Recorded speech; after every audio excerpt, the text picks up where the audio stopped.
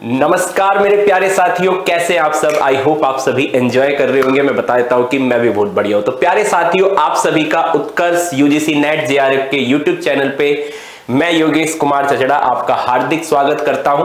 तो प्यारे साथियों, हमने स्टार्ट करा है अपना UGC net JRF commerce paper second की यूनिट। मैंने आपके साथ डिस्कस करी है लीगल एस्पेक्ट ऑफ बिजनेस, जिसमें मैंने आपको 2 लेक्चर प्रोवाइड करा दिए हैं। किस यूनिट के, किस चैप्टर के?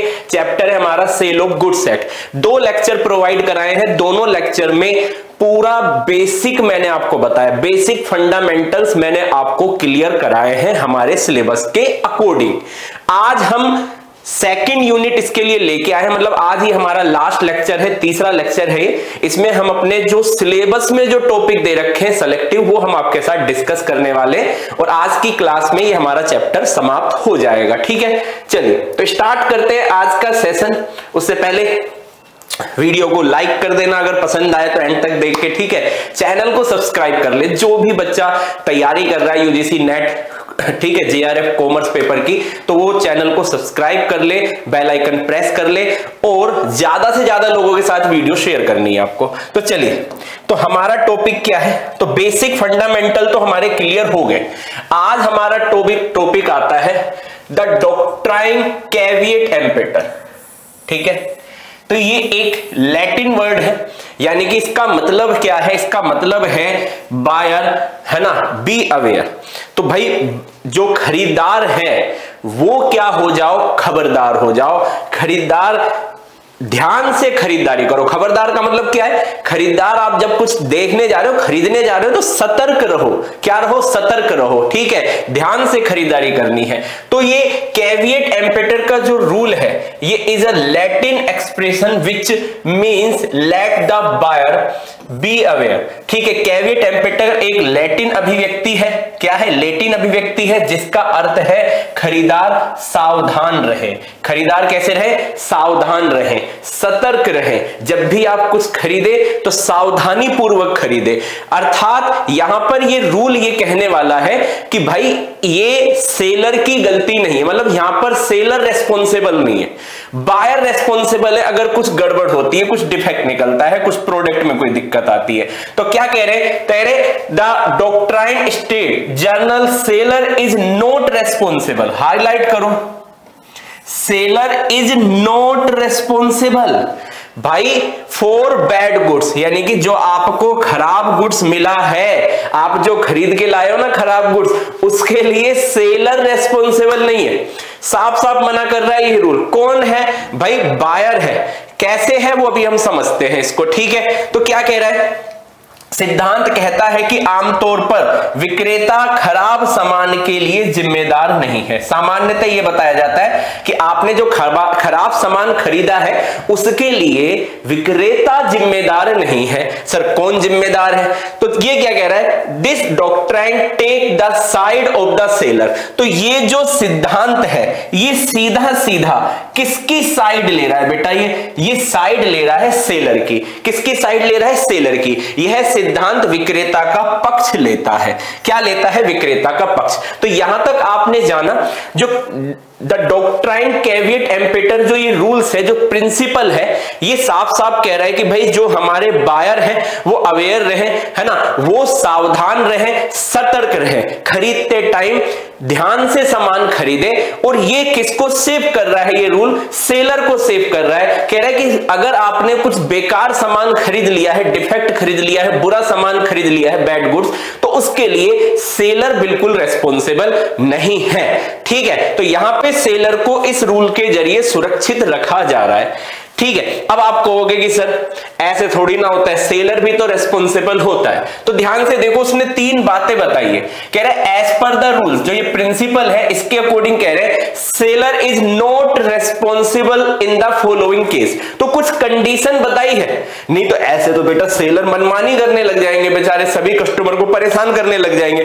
तो इस रूल में सीधे सीधे 3 पॉइंट दिए जहां पर सेलर रेस्पॉन्सिबल नहीं है। क्लियर है? वो 3 पॉइंट क्या है? तो कह रहे हैं जो नियम है, नियम के अनुसार ठीक है, नियम के अनुसार विक्रेता निम्नलिखित मामलों में जिम्मेदार नहीं होगा। वो ये 3 पॉइंट है, 3 पॉइंट है। इसमें ये कह रहे हैं कि भाई सेलर यहां रेस्पॉन्सिबल नहीं है, बायर रेस्पॉन्सिबल है। ठीक है, to know the particular purpose of the buyer.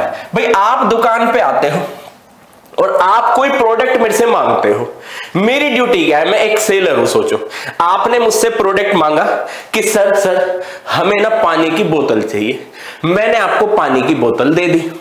आपने घर में जाके बेटा इसमें गरम गरम पानी डाल लिया, गरम गरम पानी डाल लिया, प्लास्टिक की बोतल थी वो मेल्ट हो गई।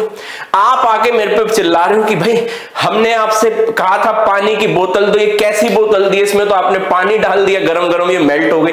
अरे भाई तो आप बताते ना, मुझे थोड़ी ना पता है कि आप कौन सी बोतल लेने आए हो, समझ रहे हो। तो भाई क्रेता का विशेष प्रयोजन मुझे नहीं पता कि आप क्या मांग रहे। आपने मुझसे पानी की बोतल मांगा, मैंने आपको पानी की बोतल दे दी। ठीक है, आप जब तक मुझसे नहीं कहोगे कि सर मुझे ऐसी बोतल चाहिए जिसमें पानी गर्म रहे, हम गर्म पानी डालें और गर्म रहे पानी, ठंडा ना हो, एक समय अवधि तक गर्म रहे, तो फिर मैं आपकी जरूरत के अकॉर्डिंग दिखाता। अगर जब मैं गलत बोतल देता तो मैं जिम्मेदार होता ना। तो जब कोई बायर सेलर के पास आता है तो सेलर को नहीं पता कि उसकी क्या जरूरतें हैं। आपने मुझसे प्रोडक्ट मांगा, मैंने आपको प्रोडक्ट दे दिया। ठीक है, तो यहां पर सेलर रिस्पॉन्सिबल नहीं है। फिर कह रहे हैं if buyer choose the goods negligently, कह रहे यदि खरीदार सामान का चयन करने में लापरवाही कर रहा है। भाई आप सिलेक्शन करने में आपके पास चॉइस थी, आपने सिलेक्शन आपने करा और आपने लापरवाही से गलत प्रोडक्ट ले लिया, है ना। नॉलेज नहीं थी आपको किस जरूरत के लिए क्या प्रोडक्ट लेना था और आपने गलत प्रोडक्ट का सिलेक्शन करा। अगर ये आपको जरूरत पता है, आपको नॉलेज होनी चाहिए कि उसके लिए आपको क्या प्रोडक्ट लेना है, मेरे से तो आपने राय नहीं ली। तो लापरवाही की वजह से अगर आपका सिलेक्शन गलत होता है तो मैं उसके लिए रेस्पॉन्सिबल नहीं हूं। मैं कौन हूं, सेलर हूं, मैं सेफ हो रहा हूं। ठीक है, 2 पॉइंट हो गए। तीसरा पॉइंट आता है if goods are defective and the defect is patent.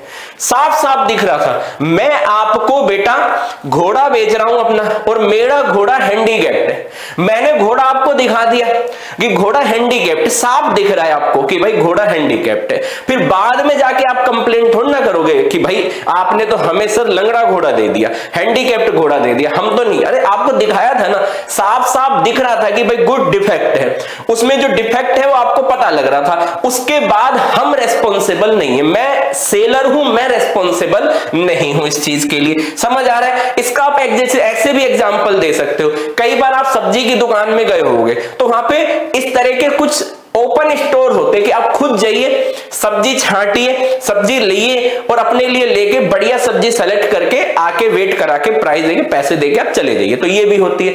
आप आए, मैंने आपको भाई साहब टोकरी बास्केट हाथ में थमा दी, मैंने कहा लीजिए टमाटर छांट लीजिए। आपने टमाटर छांटे, अब उसमें कुछ सड़े हुए टमाटर आपने डाल लिए। ठीक है, आपने छांटे टमाटर डाले, घर ले गए, उसमें से बेटा 4 टमाटर सड़े हुए निकल गए 1 किलो में से। आप अब मुझसे क्या चाहते, भाई मैंने आपको सिलेक्शन के लिए ऑप्शन दिया, आपने ही चीज गलत सेलेक्ट करी ना। समझ आ रही है मेरी बात। तो फिर ऐसे में मैं रेस्पॉन्सिबल नहीं हूं, हम रेस्पॉन्सिबल नहीं है, हम हो गए सेलर। तो यहां पे ये जो रूल है ये सेलर के लिए सेफ गार्ड है, सेलर को बचा रहा है कि भाई सेलर रेस्पॉन्सिबल नहीं है बैड गुड्स के लिए। 3 कंडीशन है। पहला कि भाई आपका जो क्रेता की जो भाई विशेष प्रयोजन यानी कि जिसके लिए वो माल खरीद रहा है वो हमें नहीं पता। ठीक है, वो क्रेता की जिम्मेदारी है, क्रेता को पता है हमसे मांगी प्रोडक्ट हमने दे दिया। आपने लापरवाही से गुड्स जो सिलेक्शन है गुड्स का वो गलत करा, उसके लिए भी सेलर रेस्पॉन्सिबल नहीं है। फिर कह रहे हैं कि आपने हाँ जी जो गुड्स था वो डिफेक्टिव था और डिफेक्ट कैसा था, patent defect which can be discover by mayor inspection, यानी कि यदि सामान दोषपूर्ण है तो यह दोष पेटेंट अर्थात दोष जिसे केवल निरीक्षण द्वारा खोजा जा सकता है। ठीक है, आप उसको देख के आराम से पता लगा सकते हो कि ये डिफेक्ट है। ठीक है, फिर भी अगर आप डिफेक्टिव गुड्स का सिलेक्शन करते हैं, ठीक है, तो इसमें आपकी ही आप ही रेस्पॉन्सिबल है, बायर रेस्पॉन्सिबल है, सेलर रेस्पॉन्सिबल नहीं है। तो भाई ये रूल ने साफ साफ, ऐसे बहुत कम देखने को मिलता है रूल जहां पे भाई सेलर भी तो एक व्यक्ति है ना, उसके भी तो कोई राइट है ना, तो उसको भी तो सुरक्षा दी जानी चाहिए। तो जो सेल ऑफ गुड्स एक्ट है 1930, तो उसमें यहां पर सेलर को है ना, ये जो सेक्शन है, ये सेक्शन है इसकी 16, सेक्शन कौन सी है 16, जिसमें सेलर को बेटा सेफ रखा गया है। ठीक है, अब इसके कुछ एक्सेप्शन है, एक्सेप्शन का मतलब भाई साहब सेलर अब आप रेस्पॉन्सिबल होगे, है ना। एक्सेप्शन का मतलब अभी तक तो बायर रेस्पॉन्सिबल था, अब आप रेस्पॉन्सिबल होने वाले हो। कह रहे the exception to the doctrine of caveat emptor which are mention below. तो नीचे आपको पॉइंट दे रखे हैं जिसमें कौन रेस्पॉन्सिबल होगा, भाई साहब सेलर रेस्पॉन्सिबल होगा, बायर रेस्पॉन्सिबल नहीं होगा। कैविएट एम्पेटर के सिद्धांत के अपवाद जिनका उल्लेख नीचे किया गया है, अर्थात ये जो नीचे पॉइंट होंगे इनमें बायर रेस्पॉन्सिबल नहीं होगा, सेलर रेस्पॉन्सिबल होगा, क्योंकि भाई सेलर भी गड़बड़ कर सकता है, तो उसके लिए भी पॉइंट डाल दिए। ठीक है, पहला पॉइंट क्या है, ध्यान से पढ़ो, एक एक पॉइंट बहुत लॉजिकल लगेगा, अपने आप को बायर समझ लो थोड़ी देर के लिए। ठीक है सर, कह रहे where the buyer specific the particular purpose for which the goods are required to the sales. जहां खरीदार उस विशेष उद्देश्य को निर्दिष्ट करता है जिसके लिए विक्रेता को सामान की आवश्यकता है। हाईलाइट करेंगे, हाँ जी, स्पेसिफिक द पर्टिकुलर पर्पज। आप मेरी दुकान पर आए, आपने पर्पज बता दिया, सर हमें ऐसी पानी की बोतल चाहिए जिसमें हमारा पानी गर्म पानी डालने के बाद कम से कम 8 घंटे वो पानी गर्म रहे, टेम्परेचर मेंटेन रहे। ठीक है, अब मैं अगर आपको ऐसी बोतल दे दूं जिसमें आप पानी डालो और बेटा वो मेल्ट हो जाए, वो पानी गर्म रहे ना थोड़ी बार, यानी कि आधे घंटे के अंदर अंदर ही पानी ठंडा हो जाए, अब मैं रेस्पॉन्सिबल हूं। तो जहां आपने पर्पज बता दिया, तो वो पर्पज पूरा करना उस प्रोडक्ट में मेरी रेस्पॉन्सिबिलिटी है, सेलर की है। बायर यहां रेस्पॉन्सिबल नहीं है अगर डिफेक्ट प्रोडक्ट आ जाता है। ठीक है, हाँ जी, आगे कहते हैं where buyer relies the on the seller skill और जजमेंट।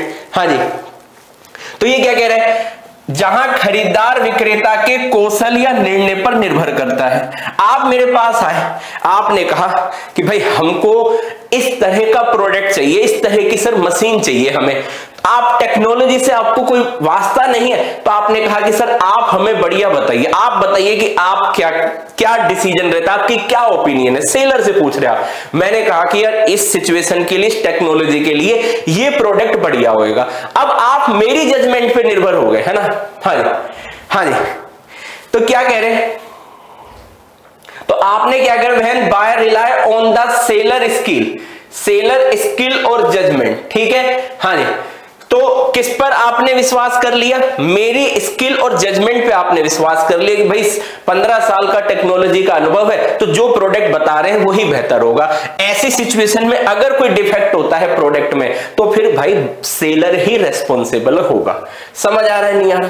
तो पहले वाले में आपने स्पेसिफिक पर्पज बता दिया, दूसरे में बायर को नॉलेज नहीं थी, तो उसने कहा कि सेलर से कहा कि आप अपनी नॉलेज और स्किल के बेस पे आप हमें प्रोडक्ट दे दीजिए। ठीक है, तीसरा पॉइंट आता है, हाँ जी, where there is contract of sale by sample. Underline करेंगे, contract of sale by sample the rules, हाँ, caveat emptor will not apply, नहीं होगा।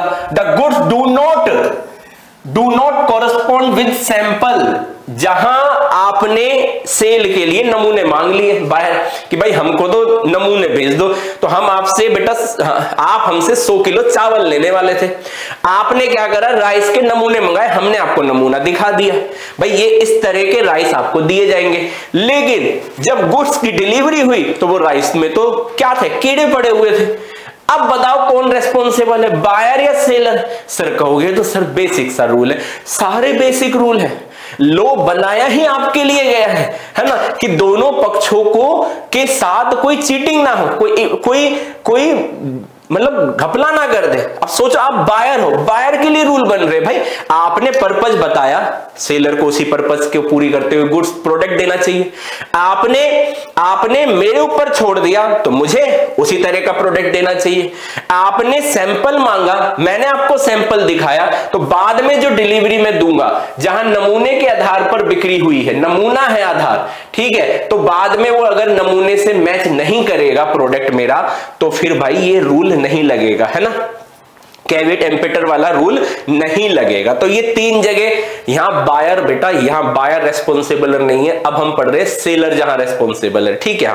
फिर कह रहे where goods are bought by description. याद है जब आप फ्लिपकार्ट से खरीदते हो तो डिस्क्रिप्शन मिलती है नहीं मिलती है, प्रोडक्ट क्या है ना। आपने खरीदा बेटा फ्रिज की ब्रांड नेम क्या है, फ्रिज की क्वालिटी क्या है, फ्रिज की लाइफ क्या है, फ्रिज का कितने उसका है फ्रिज, है ना, उसकी हाइट क्या है, उसकी विड्थ क्या है, सारी चीज डिस्क्रिप्शन में दी होती है ना, कूलिंग कैसे करेगा, सब चीज दी होती है। तो मुझे बताओ अगर आपने कोई चीज डिस्क्रिप्शन से खरीदी है तो बताओ the goods sell correspond with the description, तो डिस्क्रिप्शन से मैच होनी चाहिए, और अगर मैच नहीं करेगी तो फिर कौन रेस्पॉन्सिबल है, फिर सेलर रेस्पॉन्सिबल है, बायर नहीं है भाई साहब। तो ये 4 पॉइंट समझ आए नहीं आए, बिल्कुल बेसिक से 4 पॉइंट है। हाँ जी, 5वां पॉइंट आता है if the goods are both by the sample or as well as by the description। ठीक है, तो आपने सैंपल भी ले लिया, डिस्क्रिप्शन भी देख ली, जब गुड्स मैं आपको दूंगा तो वो सैंपल से भी मैच होना चाहिए और डिस्क्रिप्शन से भी मैच होना चाहिए, दोनों से होना चाहिए। अगर नहीं होगा तो फिर भाई एक्सेप्शन में कवर हो जाओगे, सेलर रेस्पॉन्सिबल हो जाएगा। कौन रेस्पॉन्सिबल हो जाएगा, सेलर। ठीक है, कह रहे there is an implied consideration that goods shall be mercantile quality. तो वो कैसा होना चाहिए, मर्केंटाइलेबल क्वांटिटी किसका होना चाहिए, व्यापारिक गुणवत्ता का वो होना चाहिए समान। ये इंप्लाइड होती है कंडीशन, ठीक है, उसमें वो गुणवत्ता होनी चाहिए, ठीक है, जिससे आप उसको उपभोग कर सके, ठीक है। तो ये गुणवत्ता का समान होना चाहिए जो उसमें है। 7वां आता है आपका 7th, व्हेन द सेलर क्या कह रहा है, when the seller actively conceal some defect in the goods so that the same could not be discovered by the buyer on a reasonable examination। ठीक है, हाँ जी, then the rules of caveat emptor will be not apply। ये rule 7वां point क्या कह रहा है आपके लिए, 7वां पॉइंट कह रहा है कि जब विक्रेता सक्रिय रूप से कुछ दोष छुपाता है, कुछ दोष छुपाता है। अब बेटा आपको दे दिया पपीता, है ना, और उसको पता है कि भाई पपीते अंदर से सड़ चुके हैं, है ना, विक्रेता को पता है कितने दिन हो चुके हैं, अब ये अंदर से सड़ना स्टार्ट हो गए होंगे। आपने को दे दिया बढ़िया पपीता, अच्छा मस्त, और आप कह रहे हो यार बढ़िया दिख रहा है मस्त, आपने चेक करा अच्छे से, जो पेटेंट डिफेक्ट है वो नहीं मिला आपको, आपने ले गए घर, ले जाके काटा, वो तो सड़ा हुआ था। तो कौन रेस्पॉन्सिबल है, सेलर रेस्पॉन्सिबल, किसने दोष को छुपा लिया। मैंने आपको घोड़ा बेचना है, घोड़े को मैंने दिखा दिया, मुझे पता है घोड़े को बेटा बीमारी है बहुत, है ना, घोड़े के लग चुका है वायरस और ये कुछ टाइम बाद मर जाएगा, और मैंने आपको घोड़ा दिखा दिया, घोड़ा आपने देखा कि हाँ यार घोड़ा तो हष्ट पुष्ट है, तंदुरुस्त है, और जिस पर्पस के लिए चाहिए था वो बिल्कुल सेट बैठ गया, लेकिन मैंने यहां पर दोष को क्या कर लिया, छुपा लिया। तो कह रहे जब विक्रेता सक्रिय रूप से माल में कुछ दोष को छुपाता है, हाँ जी, तो द्वारा उचित जांच उसे खोजा न जा सके, मतलब आपने घोड़े को चेक करा लेकिन आप उसका इंटरनल बीमारी थोड़ी ना पता लगा सकते हो, तो ऐसे में ये सिद्धांत एप्लीकेबल नहीं होगा। कौन रेस्पॉन्सिबल है, कौन है, हाँ जी, कौन रेस्पॉन्सिबल है, सर सेलर रेस्पॉन्सिबल है। ठीक है, when the goods are purchase under some brand. अब बेटा आप कोई ब्रांड की कोई चीज खरीदते हो, है ना, ब्रांड वैल्यू की कोई चीज खरीदते हो, जैसे शर्ट है, शर्ट बेटा 300 रुपए से स्टार्ट हो जाती है, 300, 400, 500, 600, 700, 800, 900। अब शर्ट आती है 5000 की भी, है ना। अब आप ले सकते थे ना 500 रुपए वाली शर्ट, लेकिन आपने फिर भी कौन सी ली, 5000 वाली ली, क्योंकि आपको किसी ब्रांड पर विश्वास है, उसके नाम पर उसको पता है कि ये मटेरियल कभी भी हमारा डिफेक्ट नहीं आ सकता। अगर अब कोई प्रॉब्लम होगी, आपने ब्रांड के नाम से खरीद ली कोई चीज और उसके बाद अगर दिक्कत हो गई तो भाई बायर थोड़ी ना रिस्पॉन्सिबल है। जब वो 500 रुपए की चीज के 5000 दे रहा है तो भाई सीधी सी बात है, भाई ये गड़बड़ आपकी, आपके नाम को देखकर हमने चीज खरीदी है। अगर कोई गुड्स में डिफेक्ट आएगा तो फिर ऐसे में सेलर रिस्पॉन्सिबल होगा। तो यहां पर साफ साफ से आपको नियम बता दिए हैं, मोस्ट इंपॉर्टेंट है आपका, ठीक है। तो ये जो सिद्धांत है, ठीक है, ये बहुत ज्यादा इंपॉर्टेंट है कैविएट एम्पेटर का। तो ये सारे के सारे आपको अच्छे से याद करने हैं। तो आपको बायर वाले तो बिल्कुल समझ आ गए होंगे क्योंकि सारे आपसे रिलेटेड है। एक बार फिर वापस से रिवाइज कर लेते हैं। हाँ जी, तो देखो बायर कहां कहां सेफ है, यहां सेलर रेस्पॉन्सिबल है। कह रहा है पहला क्या है कि आपने पर्पज बता दिया, तो भाई अब अगर गड़बड़ होगी तो सेलर रेस्पॉन्सिबल है। आपने कहा कि भाई सेलर हमें नहीं पता, हम जो प्रोडक्ट जो टेक्नोलॉजी है आप बता दो अपनी नॉलेज और स्किल पे, सेलर रेस्पॉन्सिबल है। तीसरे में आपने सैंपल देख लिया, सैंपल के अकॉर्डिंग होना चाहिए, नहीं है तो सेलर रेस्पॉन्सिबल है। डिस्क्रिप्शन के अकॉर्डिंग नहीं है, डिस्क्रिप्शन देख के आपने गुड्स बाय करा है, नहीं मैच कर रहा वो, तो सेलर रेस्पॉन्सिबल है। सैंपल डिस्क्रिप्शन दोनों देखे आपने, दोनों लिए, दोनों से मैच करना चाहिए, एक से भी मैच नहीं करेगा तो सेलर रेस्पॉन्सिबल है, ठीक है। मर्केंटाइल क्वालिटी का होना चाहिए, व्यापारिक गुणवत्ता जो माल में है वो होनी चाहिए, ठीक है। आप कोई खाने की चीज ले रहे हो तो खाने लायक होनी चाहिए ना, ठीक है। आप कोई ड्रिंक की चीज ले रहे हो, ड्रिंक लायक होनी चाहिए, ठीक है। फिर आगे कह रहे हैं अगर मान लो कोई दोष ऐसा है जिसे आप एक बाहर से देख के आप पता ही नहीं लगा सकते, वहां साफ पता लग रहा है विक्रेता ने वो दोष छुपाया है, तो यहां पे सेलर रेस्पॉन्सिबल है, ठीक है। और अगर कोई ब्रांड के नाम से आप कोई चीज खरीदते हो तो उसमें अगर कोई गड़बड़ होती है तो सेलर रेस्पॉन्सिबल है। अब आता है अपना अगला टॉपिक। हाँ जी, ये टॉपिक है हमारा अनपेड सेलर, जो कि हमारे सिलेबस में है। अच्छा, ये जो चैप्टर है ये बहुत बड़ा चैप्टर है, सेल ऑफ गुड्स एक्ट, ज्यादा बड़ा भी नहीं है, 4 यूनिट है इसमें बेसिकली, ठीक है। तो लगभग ये मान लो कि 50 एक पन्नों का मैटर तो है, 50 पेजेस तो है कम से कम इसमें समझने के लिए, ठीक है। एग्जाम्पल भी ऐड अगर कर दोगे तो लगभग 80 पेज के आसपास मैटर बन जाएगा, मतलब नोट्स में तो 50 पेज में कवर हो जाएगा, तो 50 पेज का है। लेकिन हमारे जो सिलेबस में जो टॉपिक है, पहला बेसिक था, बेसिक में भी जो दे रखे थे टॉपिक एग्रीमेंट टू सेल तक दे रखा था, लेकिन मैंने उसके बाद भी जैसे सेल्स, हायर परचेज, थोड़े थोड़े टॉपिक कराए हैं, क्योंकि कई बार पेपर थोड़ा सा हमारा आउट ऑफ बॉक्स चला जाता है, सिलेबस से थोड़ा सा बाहर पूछ लेता है, तो मैंने इसलिए बेसिक में लगभग सारी चीज कवर कराई है। प्राइस कवर कराया है, प्राइस कैसे फिक्स होगी ये कवर कराया है, बहुत सारी चीजें सिलेबस से थोड़ा सा हटके बाहर कराया, तो वो बेसिक था इसलिए। लेकिन अब इसके बाद 3 यूनिट थी, 3 यूनिट और बच रही थी, उसमें से मैंने सिर्फ वो करा है जो आपके सिलेबस में है, ठीक है। तो ये सिलेबस में पॉइंट दे रखा है अनपेड, ये आपकी पूरी यूनिट है अनपेड सेलर। चलिए, ठीक है। तो है क्या अनपेड सेलर? सबसे पहली बात यही आती है कि हम किसे अनपेड सेलर कहेंगे। तो 2 पॉइंट दे रखे हैं हमको कि 2 पॉइंट है, दोनों की दोनों कंडीशन अगर पूरी होती है हमारी तो भाई ये क्या है, अनपेड सेलर है। क्या कंडीशन दे रखी है? इन कंडीशन में अनपेड सेलर कहा जाएगा, राइट। हाँ जी, कंडीशन क्या है हमारी? कंडीशन है पहली, द होल और पार्ट, यानी कि पूरी अमाउंट और part of the price has not been paid. भाई हमने जो गुड्स आपको दिया है, ठीक है, आप हमसे ले गए एसी था बेटा 50,000 रुपए का, 50,000 में से आपने 50,000 रुपए अभी तक दिए ही नहीं है, गुड्स आप ले गए हमसे, है ना। ऐसा भी हो सकता है, क्या पता मेरे पास रखा ओनरशिप ट्रांसफर, मतलब सेल हो गई तो मुझे मेरे पैसे चाहिए, तो 50,000 रुपए आप नहीं दे रहे, या फिर ऐसा हो क्या पता आपने 30,000 दे दिए हो, 20,000 नहीं दिए हो, तो पूरा अमाउंट बच रहा है या फिर पार्ट बच रहा है, ठीक है। Of the price has been paid और tendered and that the seller has immediately right to action for price। तो यहां पे क्या कह रहा है, पूरी कीमत या उसके कुछ हिस्से का भुगतान या टेंडर नहीं किया है आपने, और विक्रेता के पास कीमत के लिए कार्रवाई का तत्काल अधिकार है और मेरे पास राइट है कि मैं कार्रवाई कर सकता हूं, मतलब मैं अपना पैसा मांग सकता हूं, लेकिन मुझे पैसा मिल नहीं रहा है। पैसा मैंने आपको जो माल बेचा है उसका मुझे पैसा नहीं मिल रहा है, पूरा नहीं मिल रहा है, पार्ट नहीं मिल रहा है, तो मैं अनपेड सेलर कहलाऊंगा। साथ साथ में आपने जो मेरे को बिल दिया था, अब बिल ऑफ एक्सचेंज चेक दिया था, other negotiable instrument has been receive but the some but the same has been dishonour, ठीक है। लेकिन ये क्या कह रहे हैं कि वो जो आपने बिल मुझे दिया था, चेक मुझे दिया था बेटा, वो डिसऑनर हो गया है। हाईलाइट कर लो, अनादृत हो गया है। क्या हो गया? अनादृत हो गया है। अब बेटा अब वो किसी काम का नहीं है। ऐसी सिचुएशन में मैं अनपेड, सर अगर ये दिया नहीं है आपको, कुछ भी नहीं दिया, चेक वेक बीआर वीआर कुछ नहीं दिया आपको, तो भाई ठीक है, मेरा पैसा आप दे नहीं रहे हो, तो ऐसी स्थिति में मैं अनपेड सेलर हूं। सीधी सी बात है, मैंने ओनरशिप ट्रांसफर कर दी है, माल बेच दिया है आपको, है ना, विक्रय हो गया है। उसके बाद अगर आप मुझे मेरा पैसा नहीं दे रहे हो तो ये क्या है?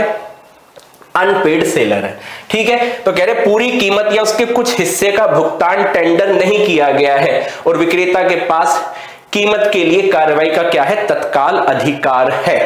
तो ऐसी स्थिति में अनपेड सेलर होगा। हाँ, ये थोड़ा सा ध्यान रखना, क्या पता स्वामित्व का हस्तांतरण हो गया हो, नहीं हुआ हो। कहने का मतलब है कि भाई मैं पैसे मांग रहा हूं, है ना, और सामने वाली पार्टी पैसा नहीं दे रही है। दोनों सिचुएशन हो सकती है, पोजीशन मेरे पास हो, पोजीशन क्या पता आपके पास हो, ये भी हो सकता है। क्लियर है? तो सिंपल सा है, हम पैसा मांग रहे हैं, हमें पैसा मांगने का अधिकार है और आप हमें पैसा नहीं दे रहे हैं, और आपने जो चेक वेक बिल जो दिया था वो डिसऑनर हो गया। ठीक है सर। अब जो राइट क्या है ऐसी सिचुएशन में? अब गड़बड़ तो हो गई बेचारे सेलर के साथ। तो सेलर को दो राइट है। एक तो राइट है अगेंस्ट गुड्स, है ना, माल के विरुद्ध जाने का, और एक राइट है अगेंस्ट बायर, क्रेता के विरुद्ध। तो माल के विरुद्ध क्या राइट है? तो माल के विरुद्ध राइट है जब माल संपत्ति का हस्तांतरण किया जाए, जब माल में संपत्ति का हस्तांतरण किया जाता है, मतलब गुड्स आपको ट्रांसफर हो चुकी है, स्वामित्व चला गया है, ठीक है।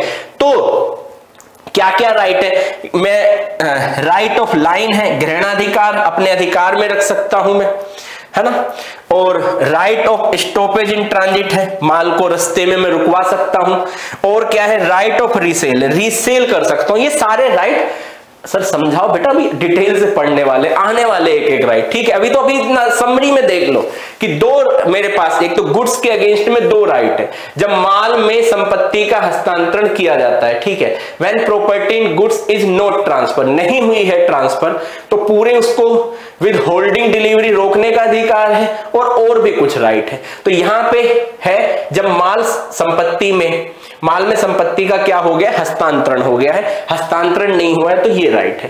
क्रेता के विरुद्ध क्या राइट है वो बाद में डिस्कस करेंगे। तो ये समरी चार्ट है एक तरह से, ठीक है, जो हम पढ़ने वाले हैं इस पूरे चैप्टर में। अब आता है राइट अगेंस्ट द गुड्स। तो भाई हमारा जो गुड्स के अगेंस्ट में क्या राइट है? तो पहला पॉइंट क्या है? पहला कह रहा है कि point where the ownership, highlight करेंगे ओनरशिप को, where the ownership of the goods has transfer to buyer. भाई आपने गुड्स की ओनरशिप ट्रांसफर कर दी है बायर को, ठीक है। In this case unpaid seller has the following right. ऐसी स्थिति में मैंने आपको बेटा ओनरशिप दे दी, मैं सेलर, आप बायर, मैंने ओनरशिप ट्रांसफर कर दी, और मुझे पैसा नहीं मिला अभी तक, है ना, या पार्ट नहीं मिला है, पूरा पैसा नहीं मिला, तो मैं अनपेड सेलर हूं। तो मेरे पास क्या राइट है? तो पहला राइट आता है राइट टू लाइन, हाँ जी, ग्रहणाधिकार का अधिकार। अब ये क्या है? The right of lien is the right to retain possession. Highlight करो, हाँ जी, ये राइट हमें क्या बताता है? ग्रहणाधिकार ये कहता है कि भाई अपने पास आप पोजीशन को रोक सकते हो। गुड्स मेरे कब्जे में है, मैं उसे कब्जे में रख सकता हूं, रोक सकता हूं कि भाई पहले पैसा दो फिर गुड्स देंगे हम आपको। समझ आ रही है मेरी बात? तो मैं अपने कब्जे में माल को रखने का अधिकार है, लेकिन हाँ जी आगे देख लेना, this right can be exercise. लेकिन ये राइट का प्रयोग मैं कब कर सकता हूं? Only when the possession of goods is with the seller. जब पोजीशन किसके पास है? सेलर के पास है, तो ही मैं यूज कर सकता हूं। भाई आप मेरे से कार लेके गए, मैं सेलर, मैंने आपको कार सेल कर दी, स्वामित्व का हस्तांतरण हो चुका है ना, लेकिन कार मेरे कब्जे में है, कार मेरे अभी गोडाउन में खड़ी है, मेरे शोरूम में खड़ी है कार। समझ आ रही है मेरी बात? अब मेरे पास पोजीशन है, मैं आपसे कह रहा हूं लाओ भाई कार के पैसे दो, आप कह रहे हो भाई कार के पैसे हम नहीं देंगे, तो मुझे गुड्स के अगेंस्ट में ये राइट है। पहला राइट है कि मैं उसे अपने ग्रहणाधिकार में ले सकता हूं, अपने अधिकार में रख सकता हूं। ओनरशिप आपके पास है, लेकिन ध्यान रख, अपने अधिकार में रख सकता हूं क्योंकि मेरे कब्जे में है कार, है ना। अगर ये आपके पास चली जाती तो फिर ऐसा थोड़ी ना हो सकता था। हाँ सर, फिर समझ गए। तो ये राइट तभी आप यूज कर सकते हो जब सेलर के पोजीशन में है गुड्स, नहीं तो नहीं कर पाओगे। The unpaid seller of goods can be retain the possession of goods until payment of the price of the following case. ठीक है, तो यहां पे जो अनपेड सेलर है, goods certain goods can retain the possession of goods until payment of the price in the following case. जब तक पैसा नहीं दोगे तब तक मैं कार नहीं दूंगा आपको। ठीक है, क्या है condition? Where the goods are not sold on the credit. लेकिन मैं ऐसा तभी कर सकता हूं जब मैंने आपको क्रेडिट पे नहीं बेचा। क्रेडिट पे बेचा तो मैं कैसे कहूंगा? आप कहोगे सर 2 महीने बाद हम पैसा देंगे। मैंने कहा ठीक है, कार आप ले जाओ, मैंने ओनरशिप ट्रांसफर कर दी, अब आप मेरे से कार लेने आ रहे हो, मैं कह रहा हूं दो पैसा। ऐसे थोड़ी ना होता है। जब आपने 2 महीने का टाइम दे दिया तो उस टाइम आप पैसा थोड़ा ना मांग सकते, उस टाइम तो आपको कार देनी पड़ेगी। समझ आ गया? तो मैं ये ग्रहणाधिकार जो है, राइट ऑफ लाइन है, ये मैं यूज कब कर सकता हूं? जब मेरे पास कार मेरे पोजीशन में है और मैंने आपको क्रेडिट पे माल नहीं बेचा है, आप पैसा नहीं दे रहे हो। हाँ, मैं कह रहा हूं क्रेडिट पे मैंने आपको माल बेचा ही नहीं, पैसा दो, कार ले जाओ, कोई दिक्कत है? तो अगर नहीं बेचा मैंने तो मैं रोक सकता हूं, पोजीशन में रख सकता हूं मैं अपने। ठीक है, where the goods have been sold on credit but the terms of credit has expired. आपने कहा 1 महीने बाद हम कार ले जाएंगे आपसे, मेरे ही पास है कार, स्वामित्व तो मैंने ओनरशिप ट्रांसफर कर दी, 1 महीने का टाइम बीत गया। अब मैं आपसे कह रहा हूं कि सर वो कार आपके नाम करा दी, ओनरशिप ट्रांसफर हो गई है, डॉक्यूमेंट सारे रेडी है, कार भी रेडी है आपकी। जो आपने कहा था भाई हमने थोड़े बहुत कार लेते तो कुछ और प्रोडक्ट भी लगवा लेते हैं ना साइड, हमने कर दिया भाई, लाइट वाइट लगा दी रंगीन बिरंगी। अब मैंने कि ले जाओ भाई कार, है ना, ऑडी का लोगो भी लगा दिया आपकी कार पे, कार ले जाओ, पैसे दे दो। आप कह रहे नहीं भाई हम पैसे नहीं देंगे, कार दे दो। हमने ऐसे कैसे दे दे भाई? आपने जो क्रेडिट पीरियड लिया था वो टाइम पीरियड एक्सपायर हो गया 1 महीने, अब हमें पैसा दो जब ही हम आपको कार देंगे। ये राइट है मेरे पास, सेलर के पास। ठीक है, अनपेड सेलर के पास। Where the buyer become insolvent, मुझे पता है बायर हो गया इंसॉल्वेंट हो गया, मेरे को पता है ये पैसा, मैंने भाई पैसा दो। अब आप इंसॉल्वेंट हो गए, ठीक है पैसा दो मुझे, पैसा नहीं दे रहे हो आप क्योंकि आप इंसॉल्वेंट हो चुके, आपके पास पैसा है ही नहीं, होता तो दे देते, मैं इंसॉल्वेंट हो गए, मेरे को कोई दिक्कत नहीं, पैसा दो कार ले जाओ। अब पैसा आप दे नहीं रहे हो, मुझे पता है आप इंसॉल्वेंट हो चुके हो, तो ऐसी सिचुएशन में मैं कार को अपने अधिकार में रख सकता हूं। समझ आया नहीं आप point? The unpaid seller can retain the goods only for the payment of the price. Underline करना, only for the payment of the price भाई ऑफ द गुड्स। कह रहे हैं जो गुड्स है, कार है, कार के जो बेटा 5 लाख रुपए की कार मैंने आपको बेची है, उसका कोई पार्ट या फिर पूरा पेमेंट, उसी के लिए मैं ये चीज राइट यूज कर सकता हूं, ये जो मुझे राइट दिया है गुड्स को अपने कब्जे में रखने का राइट। लेकिन अगर आपने 5 लाख रुपए दे दिए, कुछ उसमें आपने बेटा लोगो चेंज करा लिया, BMW का लोगो लगवा लिया, कुछ पैसे लग गए 1000-2000, लाइट वाइट लगा ली रंगीन बिरंगी आपने, तो उसके लिए कोई मेंटेनेंस चार्ज है या कोई स्टोरेज चार्ज है, तो उसके लिए मैं ये राइट यूज नहीं कर सकता, फिर मुझे कार देनी पड़ेगी। समझ में आ रहा है नहीं आ रहा बताओ? फिर मैं आपकी कार को बेटा अपने कब्जे में नहीं रख सकता। समझ आ गया? चलिए अब आता है, ठीक है, हाँ चलिए, तो अनपेड सेलर है, केवल माल की कीमत के भुगतान के लिए ही माल को अपने पास रख सकता है, वह किसी अन्य शुल्क, ठीक है, हाँ रख रखाव है, ग्रहणाधिकार, स्टोर में रखा हुआ था भंडारण, उसके लिए हम ये राइट यूज नहीं कर सकते। सिर्फ गुड्स की प्राइस की बात है, चाहे वो पूरी हो चाहे वो पार्ट में हो, राइट। अगला क्या कह रहा है? The right of lien is individual nature, है ना। तो ग्रहणाधिकार का जो अधिकार की प्रकृति है वो कैसी? अविभाज्य है। ठीक है, कैसी? अविभाज्य। उसको फुल्ली हम गुड्स को क्या करेंगे? अपने पास पोजीशन में रखेंगे। ऐसा नहीं कि कुछ पार्ट हम उसको डिवाइड कर दे, कुछ नहीं करें, टोटल कैसा है ये? राइट अविभाज्य, इसे इंडिविजुअल फॉर्म में यूज किया जाएगा। चलिए, टर्मिनेशन ऑफ लाइन, ग्रहणाधिकार की समाप्ति कहां पे होगी? हाँ जी,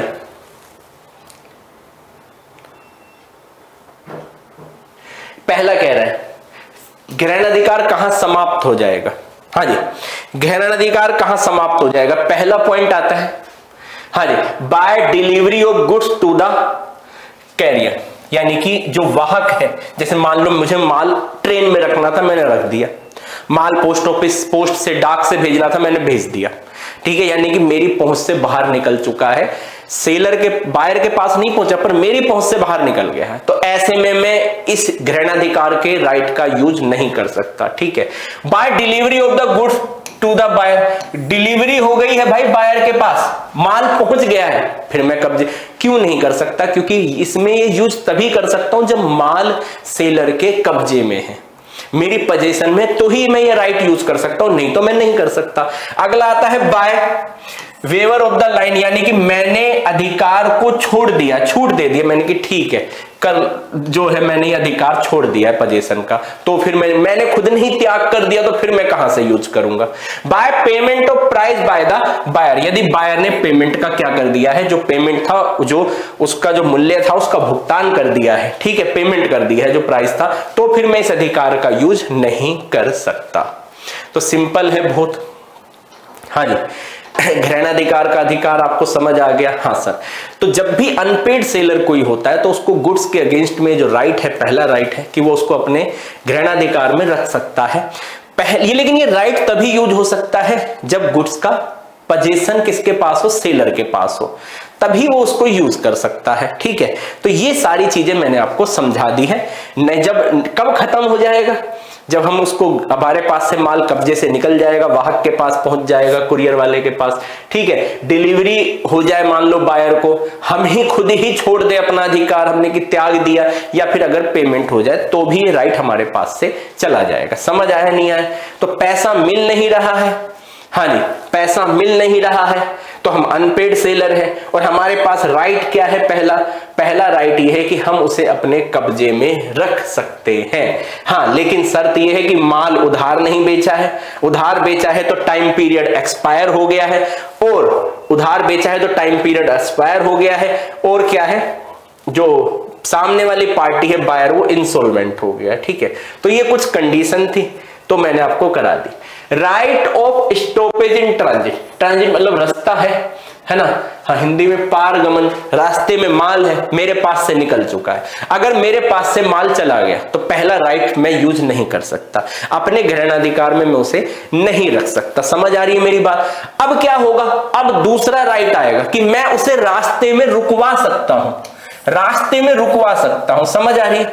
the right of stoppage in transit is the right to resign possession of the goods, ठीक है, पारगमन यानी कि रास्ते में रोकने का अधिकार, माल पर कब्जा पाने का अधिकार है। तो मैं उसे चाहता हूं कि वो मेरे कब्जे में आ जाए, किस में आ जाए, कब्जे में आ जाए, किस में आ जाए, कब्जे में आ जाए मेरे को, तो मैं ये चाहता हूं, इसलिए मैं इसे क्या कर रहा हूं, इसका यूज कर रहा हूं। समझ आ रही है मेरी बात? इस राइट का यूज कर रहा हूं। अगला कह रहे this right can be exercise only when, इस अधिकार का प्रयोग तभी किया जा सकता है, तो माल तो मेरे पास से चला गया, माल रास्ते में है, मैं चाहता हूं माल वापस मेरे कब्जे में आ जाए, इसलिए मैं राइट का उपयोग कर रहा हूं, पैसा मुझे मिला ही नहीं है, जो मिल वो तो इसलिए तो मैं अनपेड सेलर हूं। तो कह रहे हैं this right can be exercise only when, कब यूज कर सकता हूं मैं इस राइट का, बच्चा कब यूज कर सकता हूं मैं? तो पहला पॉइंट आता है, हाँ जी, सेलर शुड हैव, हाँ जी, seller should have parted with the position, विक्रेता ने कब्जा छोड़ दिया है, कब्जा क्या कर दिया है, छोड़ दिया है, भाई मेरे पास से कब्जा चला गया है तो मैं इस राइट का यूज कर सकता हूं। अगर गुड्स मेरे कब्जे में तो फिर मैं पहले ही राइट का यूज कर लूंगा, दूसरे पे आऊंगा ही क्यों। बेसिक नॉलेज, एक सिंपल सा बात है, कह रहा है ठीक है, हमको समझ आ गया कि हमारे पास से गुड्स चला गया तभी मैं इस राइट का यूज कर सकता हूं, ठीक है। Possession should be within carrier, यानी कि पोजीशन जो है वो वाहक के पास है, रास्ते में है पोजीशन, ठीक है, जिसको हमने थर्ड पार्टी को दिया है, जो भी है, ट्रेन है, डाक है, जिससे भी हमने माल भेजा कुरियर से, उसके पास माल है, किसके पास नहीं पहुंचा है, बायर के पास नहीं पहुंचा है। अगर बायर के पास पहुंच गया तो भी फिर मैं ये राइट को यूज नहीं कर सकता, फिर रास्ते में थोड़ी ना है माल, फिर तो बायर की पहुंच में आ गया है, ठीक है। तो ये दो पॉइंट हो गए, मेरे पास से निकल गया पर रास्ते में है। तीसरा कह रहे buyer has not acquired the possession, buyer ने अभी एक पोजीशन एक्वायर नहीं किया है, उसकी पहुंच में माल नहीं आया, उसके कब्जे में नहीं आया। This right is stoppage in transit can be exercise only only if the buyer has become insolvent. Most important point है, मोस्ट इंपोर्टेंट, कि ये राइट का यूज कभी कर सकते हो जब बायर क्या है, इंसॉल्वेंट है। पहला जो राइट था ग्रहणाधिकार का, वो कब यूज कर सकते थे? तो ग्रहणाधिकार का जो राइट था वो आप, उसमें कोई कंडीशन नहीं थी, उसमें बस एक शर्त थी कि गुड्स आपके पास होना चाहिए, मतलब सेलर के कब्जे में होना चाहिए, पोजीशन में होना चाहिए, तो और राइट आप यूज कर सकते हो। हाँ, क्रेडिट में नहीं बेचा है आपने माल, क्रेडिट में बेचा है तो टाइम पीरियड एक्सपायर हो गया है और सामने वाली पार्टी क्या हो गई है, इंसॉल्वेंट हो गई है, तो आप उस ग्रहणाधिकार को यूज कर सकते थे। उसमें ऐसी कोई जबरदस्ती वाली बात नहीं थी कि इंसॉल्वेंट हो पार्टी, नहीं हुई है इंसॉल्वेंट मान लो पार्टी, और सामने वाला पेमेंट नहीं कर रहा है, हमने उधार नहीं बेचा उसको, तो हम रोक सकते थे, पहला अधिकार का यूज कर सकते थे। लेकिन दूसरे अधिकार के लिए दो शर्तें लगा दी, दो नहीं तीन शर्तें हैं। पहला, माल बायर के पहुंच से निकल चुका है, पोजीशन सॉरी सेलर की पोजीशन से बाहर हो गया है, ठीक है। फिर दूसरा, माल अभी रास्ते में है, वाहक के पास है। तीसरा, गुड्स अभी किसके पास नहीं पहुंचा है, गुड्स अभी बायर के पोजीशन में नहीं आया है। और साथ में ये कंडीशन तभी लग सकती है, रास्ते में हम तभी रुकवा सकते हैं जब हमें पता लग गया कि भाई बायर इंसॉल्वेंट हो चुका है, अब हम चाहते हैं कि माल रास्ते में से वापस हमारे कब्जे में आ जाए, क्योंकि माल अगर बायर के पास पहुंच गया तो फिर पैसा नहीं मिलने वाला है, ठीक है। The unpaid seller can stop the goods in transit only for the payment of the price। ये वापस वही लाइन है, दोनों ही राइट इसलिए, पहला जो राइट था ग्रहणाधिकार का वो भी यही था कि भाई वो तभी यूज कर सकते हो आप जब आपका जो गुड्स का पैसा है वो नहीं मिल रहा है। यहां पे भी यही कह रहे हैं, अदर चार्जेस के लिए आप नहीं रोक सकते, ये अधिकार दोनों यूज नहीं कर सकते, मेंटेनेंस है, स्टोरेज चार्ज, उनके लिए आप इनको यूज नहीं कर सकते, ठीक है। कह रहे हैं डिस्टिंक्शन बिटवीन राइट, ये अंतर बता रहे हैं नीचे, हाँ जी, कि दोनों के बीच में क्या अंतर है, देख लो जल्दी जल्दी से, रिवाइज हो जाएगा इससे।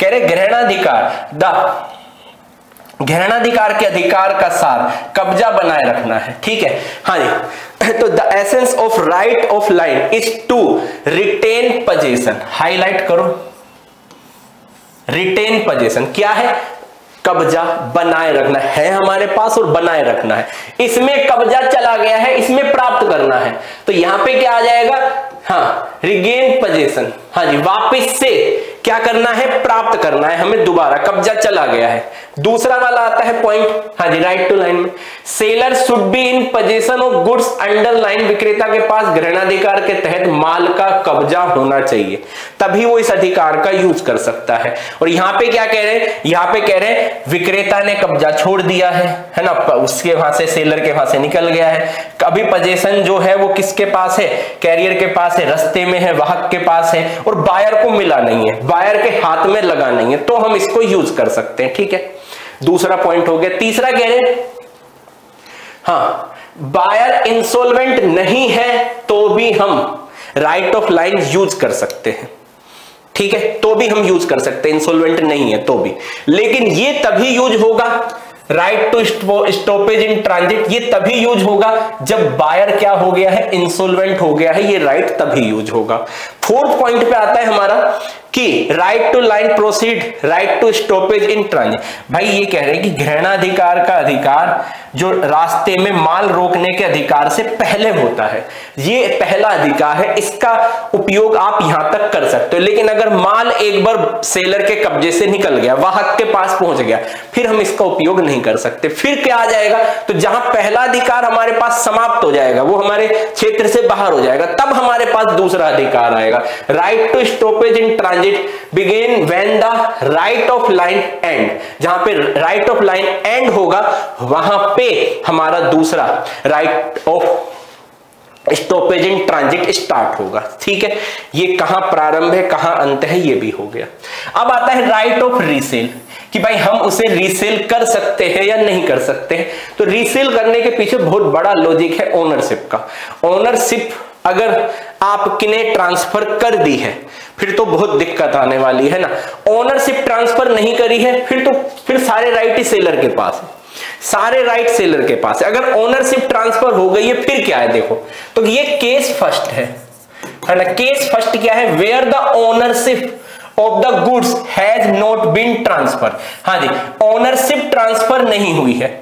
अगर ओनरशिप ट्रांसफर नहीं हुई है तो ऐसी सिचुएशन में हम क्या करेंगे, हमारे पास राइट है, right of with holding delivery. भाई हम अपने पास सुपुर्दगी रोकने का अधिकार है, हम डिलीवरी नहीं होने देंगे, हमारे पास राइट है, ठीक है।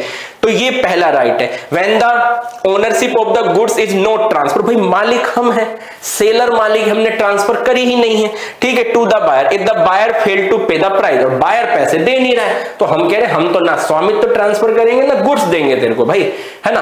तो ऐसे में हमारे पास क्या है, तो हम अनपेड सेलर है, may refuse to delivery the goods to the buyer, और हमारे पास राइट है कि हम जो चाहे उस गुड्स को मतलब डिलीवरी अपने पास रख सकते हैं और जो चाहे कर सकते, कोई भी यूज करे, हम सेल कर दे, रीसेल कर दे, गिरवी रख दे, जो चाहे वो कर सकते हैं। Any other right.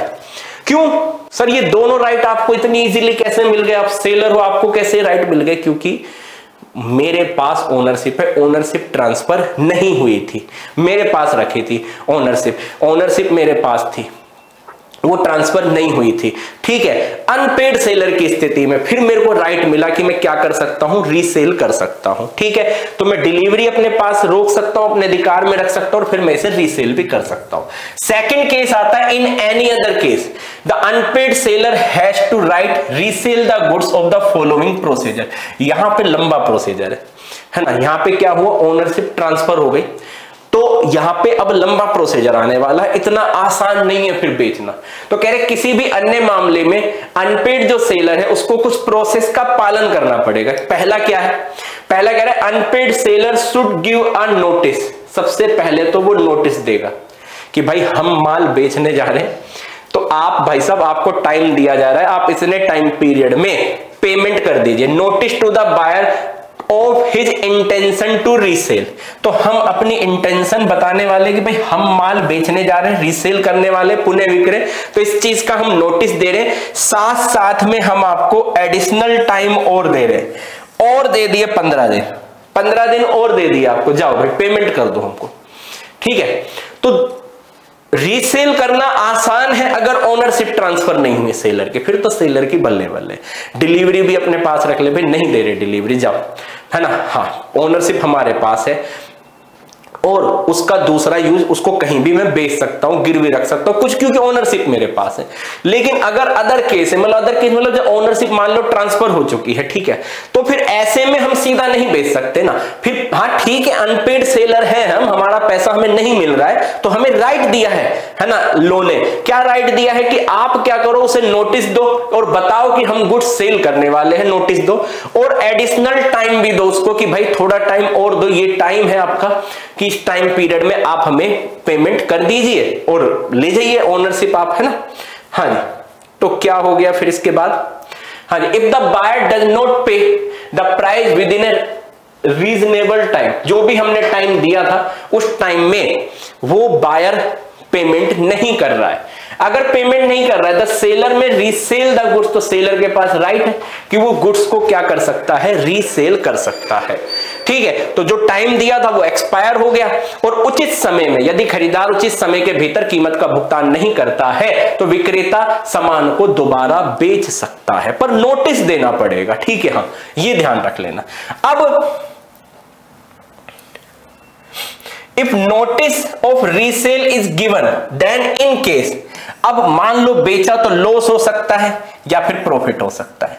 हमने नोटिस दे दिया, आपको टाइम दे दिया, वो टाइम पीरियड एक्सपायर हो गया, आपने फिर भी पैसा हमको नहीं दिया, ऐसे में हमने वो गुड्स किसी दूसरे को रीसेल कर दिया, ठीक है। अब दूसरे को किसी को रीसेल कर दिया तो ये कह रहे हैं कि भाई अगर लॉस हो गया रीसेल करने पे तो वो लॉस मैं बायर से, मैं कौन सेलर, मैं बायर से रिकवर करूंगा लॉस, और अगर प्रॉफिट हो गया तो मैं प्रॉफिट अपने पास रख लूंगा। क्या मजेदार बात है। यदि पुनः विक्रय की सूचना दी जाए और तो पुनः विक्रय पर हानि होने की स्थिति में इसकी भरपाई की जा सकती है बायर से, और पुनः विक्रय पर लाभ होने पर स्थिति में इसे बरकरार रखा जा सकता है, मतलब अपने पास में रख लूंगा। लाभ हुआ तो मेरा और हानि हुई तो मैं आपसे क्या कर लूंगा, रिकवर कर लूंगा, क्योंकि आपकी वजह से हो रहा है, आप जो मुझे पैसा नहीं दे रहे हो, ठीक है, आपकी वजह से हो रहा है। समझ आ रही है मेरी बात। चलिए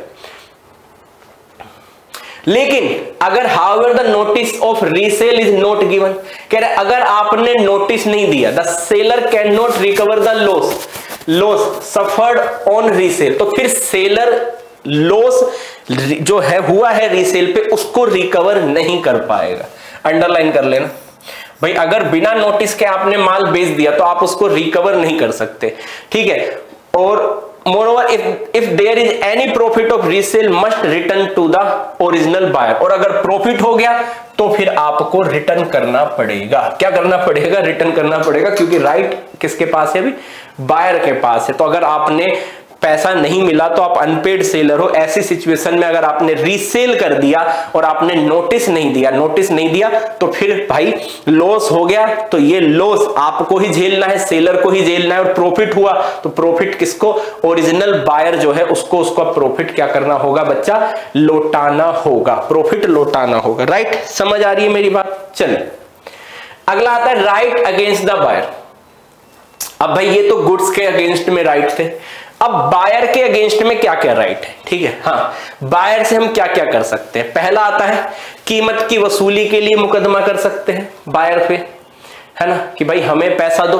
तो कह रहे हाँ जी, suit for recovery of price, कीमत की वसूली के लिए मुकदमा कर सकते हैं। Where the buyer take the ownership as well as position of the goods. Underline करो, हाँ जी, हाईलाइट करो। ओनरशिप ट्रांसफर हो गई, पोजीशन भी ट्रांसफर हो गया, दोनों ट्रांसफर हो गए of goods, and the buyer fail to pay the price. Highlight करो, बायर पे नहीं कर रहा है पैसा to the price of the goods, the seller can file a suit, ठीक है, suit against the buyer for recovery of the price. तो ऐसे में हम क्या करें बताओ? सेलर के पास क्या राइट है? बेचारे के पास माल भी दे दिया, पैसा भी दे, वो ओनरशिप भी चली गई, माल भी चला गया। अब हम क्या करें? हम कोर्ट ही जा सकते हैं भाई, कोर्ट जाके हम कह सकते हैं भाई कोर्ट से कि भाई हमारा पैसा वापस दिलाओ, न्याय की मांग कर सकते हैं। तो ये दोनों पोजीशन और ओनरशिप आपके पास है, तो हम वहां पे रिकवरी के लिए आपके ऊपर केस कर सकते हैं, कोर्ट में जा सकते हैं, ठीक है। अगला आ रहा है suit for damage for repudiation of the contract before the due date of the delivery. Repudiation मतलब कैंसिल कर रहे हैं हम कॉन्ट्रैक्ट को, ठीक है, कैंसिल कर रहे हैं डिलीवरी डेट से पहले। कौन कैंसिल कर रहा है? बायर कर रहा है। कौन कर रहा है? माल की सपुर्दगी की नियत तारीख से पहले अनुबंध को अस्वीकार कर रहा है ना। अनुबंध अस्वीकार करने पर क्षतिपूर्ति के लिए मुकदमा। तो फिर हम क्या कर सकते हैं? तो बायर ने मना कर दिया, डिलीवरी की डेट होने आने वाली थी, उससे पहले ही उसने क्या कर दिया? मना कर दिया कि भाई हम कॉन्ट्रैक्ट को तोड़ रहे हैं, है ना। हाँ जी, तो ब्रीच ऑफ कॉन्ट्रैक्ट हो गया कि भाई हम कॉन्ट्रैक्ट नहीं करना चाहते। तो ऐसी सिचुएशन में अगर बायर कॉन्ट्रैक्ट को तोड़ता है, अस्वीकार करता है, ठीक है, तो फिर हमारे पास क्या राइट है सेलर के पास? तो the contract before the due date, ठीक है, delivery before the due date of delivery of the goods the seller has the following option. तो हमारे पास ये ऑप्शन है जहां खरीदार माल की सपुर्दगी नियत तारीख से पहले अनुबंध को अस्वीकार कर देता है, तो विक्रेता के पास क्या क्या ऑप्शन है वो दे रखे हैं आपको। कह रहे he may not immediately take any action. तो भाई वो कह रहा है कि अगर वो चाहे तो वो एक्शन नहीं लेना चाहता, कि ठीक है अपन वेट कर लेते हैं। He may not immediately take any action against the buyer and treat the contract को ट्रीट कर सकता है subsisting and the wait till the date of, ठीक है, of delivery of the goods. और डिलीवरी की जो गुड्स की डिलीवरी है उसकी डेट तक वेट कर सकता है। यानी कि मेरे पास ऑप्शन था, सामने वाले ने तो मना कर दिया, बायर ने डिलीवरी की डेट से पहले मना कर दिया कि भाई हम कॉन्ट्रैक्ट को अस्वीकार करते हैं। अब आप देख लीजिए, तो सेलर के पास क्या राइट है? सेलर कह रहा है कि सेलर अगर चाहे तो वो एक्शन नहीं लेना चाहता तो वो कर सकता है ऐसा कि भाई मुझे कोई एक्शन नहीं लेना, मैं कॉन्ट्रैक्ट को मान रहा हूं, अब भी कॉन्ट्रैक्ट है और डिलीवरी की डेट तक मैं वेट करूंगा, ठीक है। हाँ जी, तो वह खरीदार के खिलाफ तुरंत कोई कार्रवाई नहीं कर सकता है और अनुबंध को अस्तित्व में मानता है, नहीं कर सकता है, नहीं कर सकता और नहीं करता है, और अनुबंध को अस्तित्व में मानता है और माल की सपुर्दगी की तारीख तक क्या करता है? इंतजार करता है कि वेट करते हैं क्या होता है। या फिर ऐसा हो सकता है he may immediately treat the contract as repudiated मतलब वो उसको खत्म मान ले, and bring a legal action, और उसके खिलाफ एक्शन ले ले। भाई दो ही बातें हैं, डिलीवरी की डेट से पहले ही अगर आप कॉन्ट्रैक्ट को अस्वीकार करते हो, आप बायर हो, तो मेरे पास सेलर के पास दो राइट है, या तो मैं क्या करूं, वेट कर लूं डिलीवरी की डेट तक, या फिर मैं तुरंत आप पे एक्शन लूंगा, लीगल एक्शन लूंगा against the buyer for the recovery of damage. तो फिर मैं यहां पे माल की मांग नहीं कर सकता, है ना, सिर्फ डैमेज की मांग कर सकता हूं, क्योंकि माल मेरे पास रखा है, ओनरशिप मेरे पास है, डिलीवरी की डेट से पहले आपने मना कर दिया, तो डिलीवरी की डेट से मना कर दिया, तो फिर मैं सिर्फ डैमेज की मांग करूंगा कि भाई डैमेज चाहिए मुझे, मेरा जो नुकसान हुआ है। The option of bring the action lie with the seller, he may either wait till the date of delivery of goods arrive और bring an immediately action for damage. वह तुरंत अनुबंध को अस्वीकृत मान सकता है और नुकसान की वसूली के लिए खरीदार पे कार्रवाई कर सकता है, और इस प्रकार कार्रवाई करने का विकल्प विक्रेता के पास है। वह या तो माल की सपुर्दगी की तारीख के आने तक इंतजार करे, या फिर नुकसान के लिए तत्काल क्या करे, कार्रवाई करे। ये दोनों ऑप्शन उसको दिए हैं।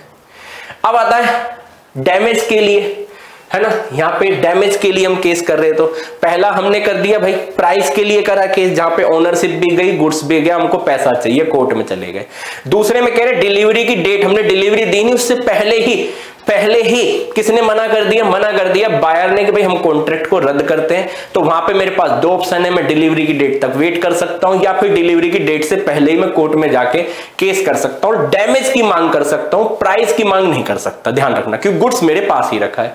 तीसरा आता है हमारे पास फॉर डैमेज मतलब अब डिलीवरी की डेट तक मान लो वेट करा, है ना, या डिलीवरी की डेट आ गई और हमें पता लगा कि भाई ये तो तैयार ही नहीं है, डिलीवरी लेने के लिए तैयार ही नहीं है वो। ऐसा भी तो हो सकता है ना, क्या पता इन्फॉर्म ही ना करे मुझे। भाई पहले ऑप्शन में तो मेरे पास ऑप्शन था कि मैं डिलीवरी तक वेट कर लूं, वेट करा फिर भी वो नहीं ले रहा है डिलीवरी, या फिर ऐसा हो सकता है वो डिलीवरी ले ही नहीं रहा है, कुछ बोल ही नहीं रहा है, भाई हम नहीं ले रहे डिलीवरी।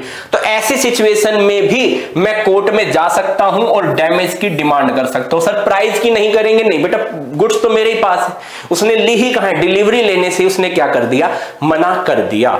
ठीक है, तो मेरे पास राइट है कि मैं डैमेज की मांग कर सकता हूं। ठीक है, चलिए आगे देखते हैं। इसमें अगला आता है इंटरेस्ट। अब भाई ये इतना सारा लपड़े में फंस गए तो मेरा तो नुकसान हो गया ना।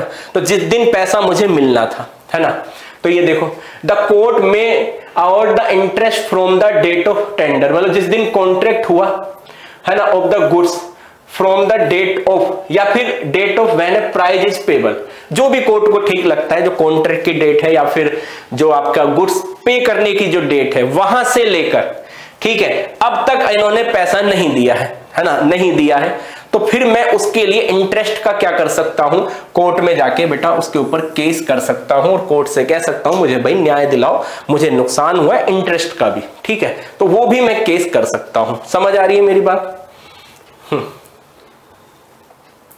अब आता है इफेक्ट ऑफ सब सेल ऑफ प्लेज और प्लेज बाय बायर। ठीक है, सब सेल हो रही है या फिर प्लेज है, कौन कर रहा है, बाय बायर। बायर का क्या इफेक्ट होगा अगर बायर क्या कर दे, बायर आगे सेल कर दे, है ना, या फिर वो गिरवी रख दे, उसको क्या रख दे, गिरवी। प्लेस को कहते हैं गिरवी। सब सेल मतलब आगे उन्होंने सेल कर दिया, मैंने आपको बेचा, आपने किसी और को कर दिया, या फिर किसी के पास आप गिरवी रखा है गुड्स। ठीक है, तो यहां पे मुझे क्या राइट है, ठीक है, तो कह रहे द राइट ऑफ लाइन और स्टॉपेज। दो राइट थे मेरे पास, ये दो राइट थे मेरे पास। इस बात से ये राइट इफेक्ट नहीं होंगे कि आपने गुड्स का क्या करा है। ठीक है, मेरे राइट इफेक्ट नहीं होंगे। ठीक है, in transit is not affected by the buyer. ठीक है, वो राइट यूज करूंगा जैसे जैसे उनकी कंडीशन थी वैसे वैसी कंडीशन पूरी होनी चाहिए, वो मैं राइट यूज करूंगा। सेलिंग और pledging the goods unless the seller has assent to. लेकिन यहां पे अनलेस लगा के कहा है कि मैंने परमिशन ना दी हो उसको। अगर मैं सेलर हूं और मैंने ही कह दिया कि ठीक है रीसेल कर दो, गिरवी रख दो, परमिशन दे दिए, फिर मैं यहां पर इन दोनों राइट का यूज नहीं कर सकता जो मुझे राइट दिए हुए थे। ठीक है, मैंने कोई परमिशन आपको नहीं दी है। ग्रहणाधिकार पारगमन में रोक का अधिकार खरीदार द्वारा माल बेचने या गिरवी रखने से प्रभावित नहीं होता है, इफेक्ट नहीं होता है। वो जो राइट है उनकी जो कंडीशन है उन्हीं कंडीशन में वो एप्लीकेबल होंगे, इससे बदलेंगे नहीं। ठीक है, जब तक विक्रेता इसके लिए सहमति ना दे दे। ठीक है, आ गया समझ में। एक्सेप्शन क्या है इसके? When the seller has assent to the sale mortgage और अदर, यानी कि मैंने अगर परमिशन दे दी है तो फिर मैं इन अधिकारों का उपयोग नहीं कर सकता। भाई सब सेल के लिए, प्लेस के लिए मैंने सहमति दे दी तो मैं नहीं कर सकता। दूसरा ये इंपॉर्टेंट है, ये वाला इंपॉर्टेंट है। ये क्या है? मैंने ओनरशिप आपको ट्रांसफर करी, ठीक है, और आपने ओनरशिप दूसरे व्यक्ति को ट्रांसफर कर दी है। अब ऐसी सिचुएशन में मैं इनका उपयोग नहीं कर सकता। फिर सर मैं क्या करूं, मेरे साथ तो मेरा तो पैसा नहीं मिल रहा, मैं तो सेलर हूं, मैंने आपको बेची, आपने दूसरे अपने मित्र को बेच दी, तो मैं उससे बेटा ये जो दो राइट है अब मैं इनका उपयोग नहीं कर सकता। ना तो ग्रहणाधिकार का कर सकता हूं, ना ही माल को मैं वापस रोक सकता हूं वाहक में। अब ऐसी सिचुएशन में मैं सिर्फ प्राइस का क्लेम कर सकता हूं। किसका क्लेम कर सकता हूं? सिर्फ और सिर्फ प्राइस का क्लेम कर सकता हूं। समझ आया नहीं आया? तो ये पॉइंट है जहां पे ओनरशिप ट्रांसफर हो जाती है, तो वहां पे सिर्फ और सिर्फ मैं प्राइस के लिए क्लेम कर सकता हूं। ठीक है, अब यहां पे कुछ राइट दे रखे हैं आपको। Right of parties in breach of contract, अगर कोई भी पार्टी कॉन्ट्रैक्ट तोड़ती है तो आपके पास क्या क्या राइट है वो है। तो वो राइट क्या है मेरे पास? हाँ जी, रेसिन द कॉन्ट्रैक्ट, मैं कॉन्ट्रैक्ट को रद्द कर सकता हूं सेलर। ठीक है, sue for recovery of the price, मैं कोर्ट में जाके आपसे मूल्य की रिकवरी कर सकता हूं अगर मैंने ओनरशिप और गुड्स दोनों दे दिए आपको। फिर यहां पे आता है स्यू फॉर डैमेज, अगर गुड्स मेरे पास है आपने डिलीवरी नहीं ली है तो मैं फिर डैमेज के लिए मांग कर सकता हूं। इंटरेस्ट के लिए भी मैं मांग कर सकता हूं। ये मेरे राइट दे रखे हैं। अगर यहां पर बायर कॉन्ट्रैक्ट तोड़ता है तो ये मेरे पास राइट है जिनको मैं यूज कर सकता हूं। ठीक है, अगला आता है सेलर के पास क्या राइट है। सेलर के पास क्या राइट है? तो पहला राइट है डैमेज फॉर नॉन डिलीवरी। अगर मान लो बायर सेलर डिलीवरी देने से मना कर देता है बायर को, तो सेलर ने कॉन्ट्रैक्ट तोड़ा ना, तो बायर को क्या राइट मिलेगा? तो बायर को राइट मिलेगा कि आप नॉन डिलीवरी के लिए डैमेज की डिमांड कर सकते हो, मांग कर सकते हो कोर्ट में, है ना। स्यू फॉर स्पेसिफिक परफॉर्मेंस, विशेष प्रदर्शन के लिए आप मुकदमा कर सकते हो। तीसरा आता है sue for breach of warranty. Warranty यानी कि वारंटी और कंडीशन क्या होती है? स्टिपुलेशन होती है। यानी कि जब हम कोई कॉन्ट्रैक्ट, मैं सेलर बायर जब कॉन्ट्रैक्ट करते हैं तो कुछ शर्तें होती है, उसको हम कहते हैं कंडीशन और वारंटी। कंडीशन मतलब बहुत महत्वपूर्ण शर्तें हैं जो उसमें कॉन्ट्रैक्ट में गुड्स का मतलब एक तरह से सार है ना। वारंटी मतलब ज्यादा महत्वपूर्ण नहीं है पर वो भी महत्व रखती है।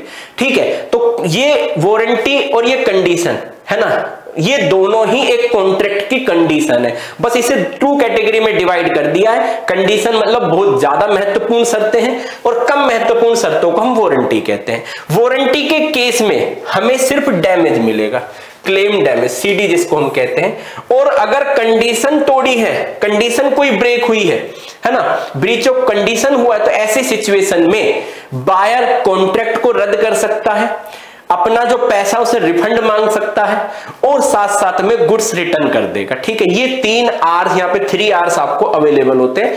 मतलब ये बहुत ज्यादा महत्वपूर्ण। जैसे आप मुझसे कहते हो कि सर मुझे तो ब्लैक कलर का फोन चाहिए, मैं आपको व्हाइट दे दूं, तो फिर इसका मतलब ये तो मोस्ट इंपोर्टेंट पहली प्रायिकता ये थी कि ब्लैक कलर का चाहिए, तो मैं कलर चेंज नहीं कर सकता। आपने कहा कि मुझे ऐसी गाड़ी चाहिए जो मुझे टूरिज्म में यूज करनी है, गाड़ी चलेगी 12-12, 16-16 घंटे, और मैंने आपको गाड़ी दे दी बेटा अपने घर में यूज करने के लिए, कंफर्ट नहीं था उसमें इतना, तो फिर ये मेन प्रोडक्ट के लिए वो हो गया, समझ रहे हो। तो ये मेन कंडीशन हो गई। ऐसी अगर कंडीशन अगर ब्रेक होती है तो फिर भाई आप रिफंड का क्लेम करोगे, आप कॉन्ट्रैक्ट को कैंसिल करोगे, बायर आप गुड्स रिटर्न कर दोगे। ठीक है, तो ये सारा का सारा यहां पे आएगा। डैमेज के लिए भी क्लेम करोगे। फिर आता है रिसाइन द कॉन्ट्रैक्ट, है ना, रिसाइन द कॉन्ट्रैक्ट आप रद्द कर सकते हो, और इंटरेस्ट जो आपको नुकसान हुआ है उसके लिए आप क्लेम कर सकते हो, इंटरेस्ट के लिए। ठीक है, तो ये सारे के सारे राइट आपके पास हो गए। बस अब खत्म करते हैं, अपनी क्लास को समाप्त करते हैं। यहां पे कुछ राइट दे रखे हैं बायर के, है ना, ये लास्ट टॉपिक है, इसको और खत्म करते हैं 5 मिनट में बस।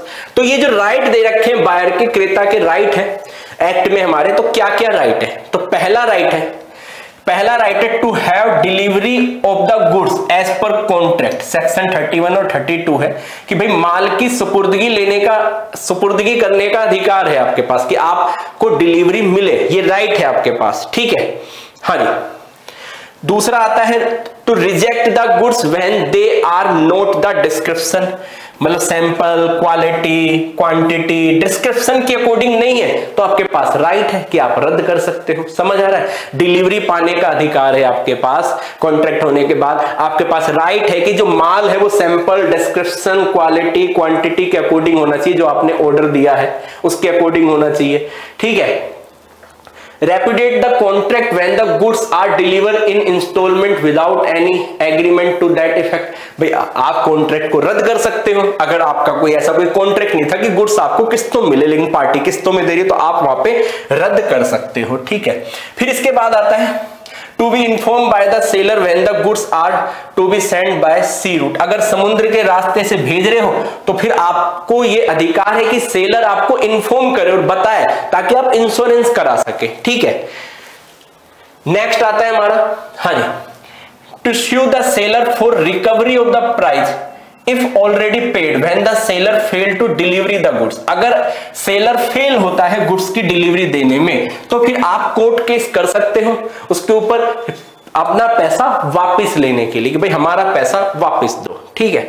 अगला आता है to sue the seller for damage if the seller wrongfully neglect or refuse to deliver the goods to the buyer। अगर गलत डिलीवरी करता है, ठीक है, आपसे कोई गलती हुई है डिलीवरी में, तो फिर वो आप वहां पर डैमेज के लिए क्या कर सकते हो? डिमांड कर सकते हो। सही प्रोडक्ट तो मिला नहीं आपको, लेकिन आपका टाइम तो वेस्ट हो, कुछ तो नुकसान हुआ होगा, तो जो भी नुकसान हुआ उसके डैमेज के लिए आप डिमांड कर सकते हो। रिफंड के लिए नहीं कर सकते, क्योंकि यहाँ आपने पैसा थोड़ी ना दिया है, गलत डिलीवरी हो गई आपको, ठीक है, तो सिर्फ हर्जाने के लिए आप मुकदमा कर सकते हो। कई बार होता है ना, ऑनलाइन प्रोडक्ट मंगाते हो, गलत डिलीवरी हो जाती है, ठीक है। To sue the seller for damage for breach of warranty। तो वारंटी मैंने आपको बताया, ऐसी कंडीशन है ना, कॉन्ट्रैक्ट ऑफ सेल की ऐसी कंडीशन जो कम महत्वपूर्ण है, वो वारंटी है, ठीक है। जैसे मैंने आपको कोई कार वार दे दी, आपके कंडीशन के अकॉर्डिंग दे दी, ठीक है, मैंने कहा कि भाई जो भी इसमें पार्ट वार्ट है उसकी 1 साल की वारंटी है, ये वो वारंटी नहीं है, लेकिन मैंने कहा ठीक है सही चल जाएगा, लेकिन वो नहीं चला, तो फिर कोई पार्ट अगर खराब हो गया तो आप गाड़ी नहीं बदलने की कह सकते कि नहीं मुझे तो गाड़ी बदल के दो, ऐसा नहीं है।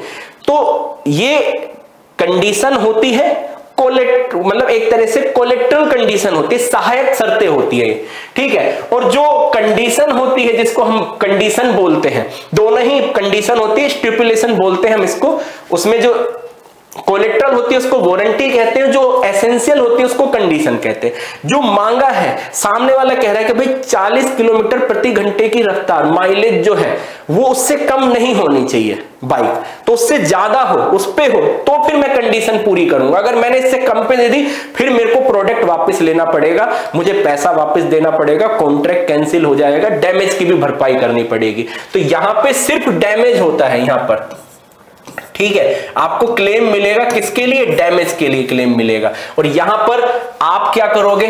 आप कॉन्ट्रैक्ट को कैंसिल कर सकते हो, है ना, गुड्स रिटर्न कर दोगे आप, और पैसे की आप वापसी की, रिफंड की डिमांड करोगे, भाई हमको हमारा पैसा वापस चाहिए, ये राइट है आपके पास। अगला कह रहे हैं the have reasonable opportunity to examine the goods for asserting whether the are in